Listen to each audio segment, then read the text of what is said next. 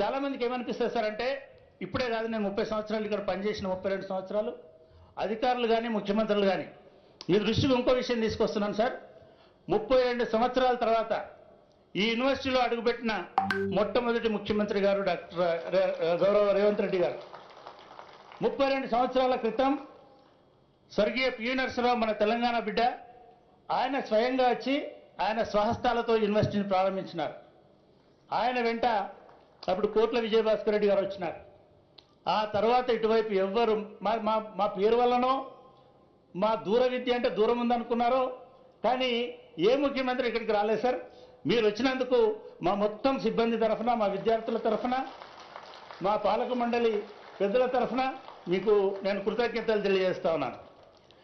మీరు ఇవాళ మీరు ఏదైతే ప్రిన్సిపల్ చెప్పినారో మేము స్లోగా అంబాసిడర్ నుంచి మేము ఆల్రెడీ మారుతికి వచ్చినాం సార్. మారుతి నుంచి మేము మెర్సిడెస్ బెంజ్ల దాకా పోము, ఎందుకంటే మా దగ్గర ఉన్న విద్యార్థులందరూ గంది సాగే వాళ్ళు కాబట్టి మేము డైరెక్ట్గా టెస్లా దాకా ప్రయాణించడానికి మాకు ఒక అవకాశం ఉంది సార్.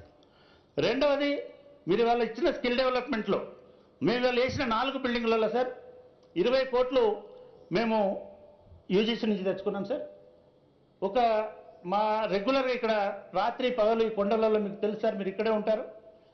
ఈ కొండలలో పనిచేస్తున్నటువంటి సిబ్బందికి ఇప్పటివరకు ఇల్లు లేవు సార్, గుడిసెలలో ఉంటున్నారు, పూరి గుడిసెలలో ఉంటున్నారు.